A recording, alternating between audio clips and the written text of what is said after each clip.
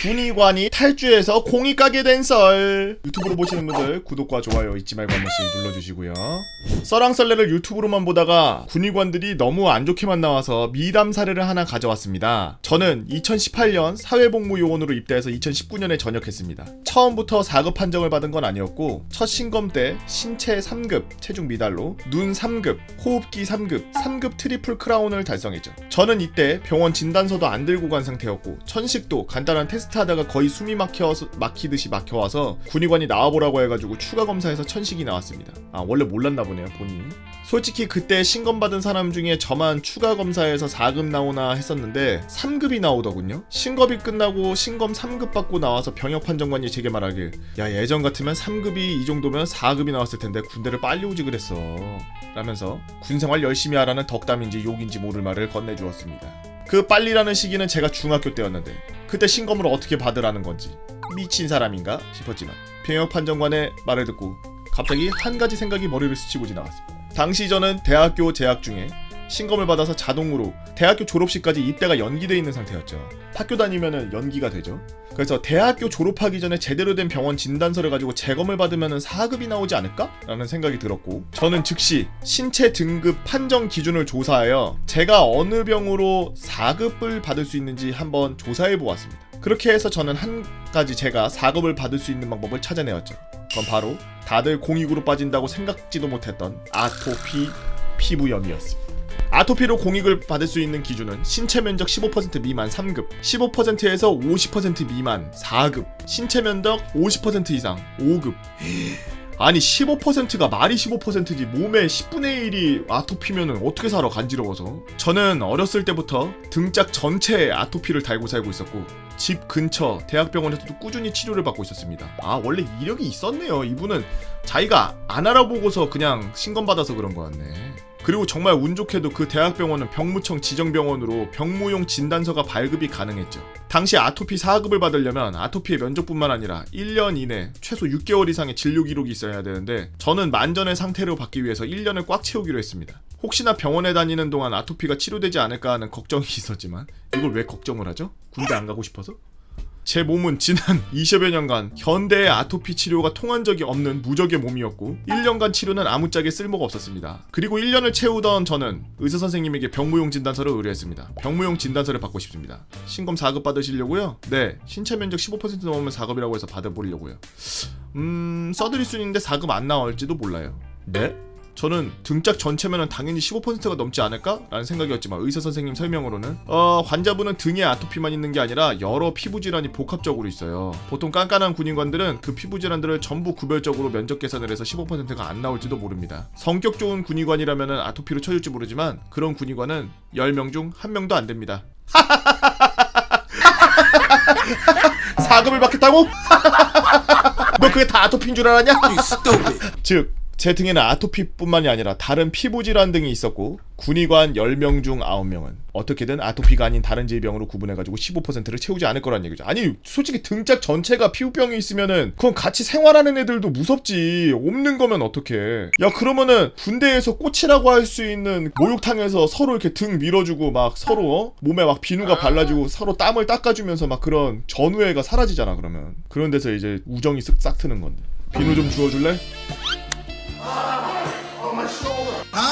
그렇게 저는 아토피 피부염으로 인한 재검 신청을 하고 어느 날 오전 9시 30분이라는 재검 시간을 받았습니다. 저는 시간대가 왜 이렇게 빠르냐고 했지만 그 의문은 병무청을 도착해서 사라졌죠. 바로 제가 그날 유일한 피부과 신검 대상자였기 때문입니다. 그렇게 저는 9시 10분쯤에 도착해서 열심히 제 차례를 기다렸습니다. 9시 30분이 되었을 때 저는 내 차례구나 하면서 긴장하면서 기다렸는데 저를 아무도 호출을 하지 않는 겁니다. 시간이 흘러 11시가 되었을 때 저는 모든 긴장이 풀리고 피부과 담당 군의관이 얼마나 뺀질한 놈이길래 1시간 반이나 기다리게 하지라면서 호출하지도 않았는데 바로 신체 검사소로 갔습니다. 저는 완전히 깨끗하게 정리되어 있는 피부과 담당 군의관 자리를 보게 되었습니다. 마치 사람이 온 흔적조차 없던 그 책상은 담당 군의관이 출근하지 않았음을 보여주었고 저는 어이없는 얼굴로 옆에 진료하고 있던 정형외과 군의관에게 혹시 이분 오늘 출근하셨습니까? 라고 물어보았습니다. 그러자 그분은 놀라운 말씀을 해주셨는데 피부과 담당인은 오늘 사람 없다고 연차냈는데? 라고 하시는 겁니다. 네, 군의관이 탈주한 겁니다. 저는 어이없는 얼굴로 오늘 제가 9시 30분 피부과 재검인데요? 라고 하니 당황한 얼굴로 진짜냐면서 잠시 진단서 좀 보자고 하셨고 진단서를 보고서는 곧바로 어디로 전화를 걸었습니다. 전화기 소리가 좀 커서 저도 들을 수 있었는데 대충 요약하자면 너 오늘 재검하는 사람 있는데 왜 연가 썼냐? 뭐?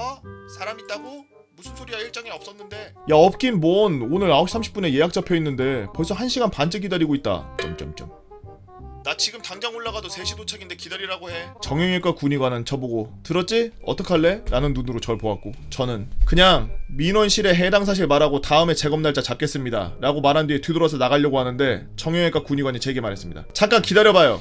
그쪽도 오래 기다렸는데 제가 봐줄게요. 저는 고민하다가 알겠다고 했고 그렇게 정형외과 남은 사람들 진료가 끝날 때까지 30분을 더 기다렸죠. 마침내 제 이름이 호출되면서 아까 만난 정형외과 군의관의 앞에 가서 앉았습니다. 오래 기다렸네요. 제가 피부과 진단은 처음이라 오래 걸릴지 모르니까 편히 앉아있어요. 저는 가림막에 쳐져있는 작은 진료에 들어갔고 위통을 벗어서 등을 군의관에게 보여주었습니다. 군의관은 손으로 이리저리 크기와 모양을 그려보고 책을 보고 고민하기 시작합니다. 다시 제 등을 손으로 몇 번 만져보다가 다시 책을 보고 다시 제 등을 만지는 행위를 몇 번을 반복하더니 마지막에 머리를 긁으면서 책을 유심히 째려보는 겁니다. 그리고 책을 덮고 나서 다 끝났습니다. 옷 입고 나오세요. 오늘 오래 기다리셨고 저도 피부과 전공은 아니라서요. 가보세요. 라면서 저에게 웃음을 지어주는 겁니다. 저게 무슨 뜻일까? 좋은 뜻일까?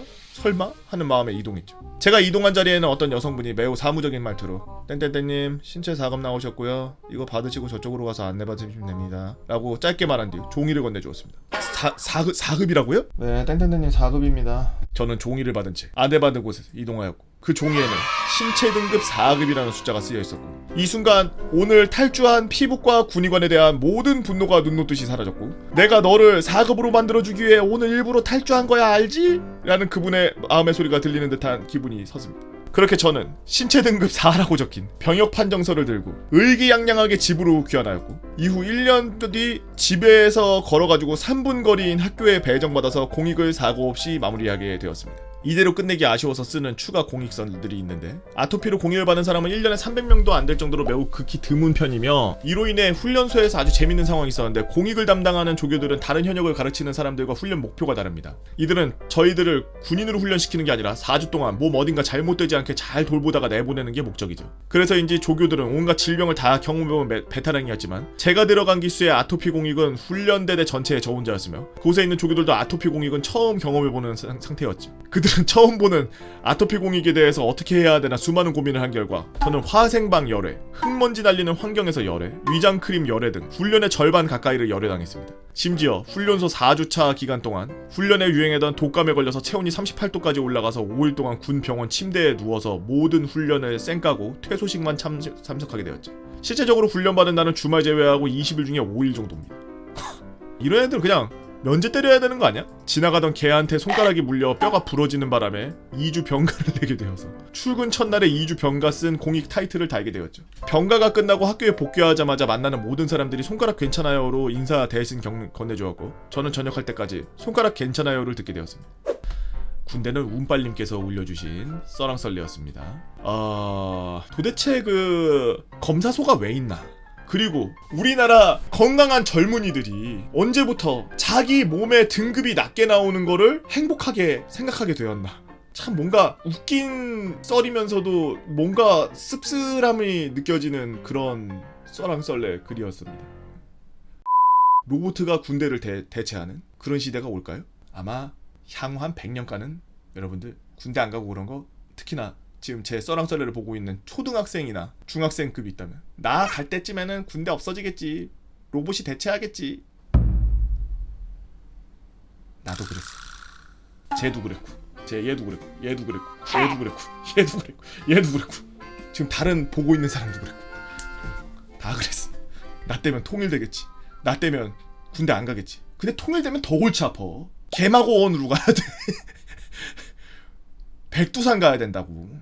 유튜브로 보시는 분들, 여러분들은 어떤 재미난 이야기를 갖고 있나요? 여러분들 혼자 알고 있기 안타까운 이야기들 네이버 카페에서 개보고 팬 다 모여라 개팬다로 오셔서 썰랑썰레 게시판에다가 글 남겨주시면 제가 유튜브로 작업해서 업로드하도록 하겠습니다.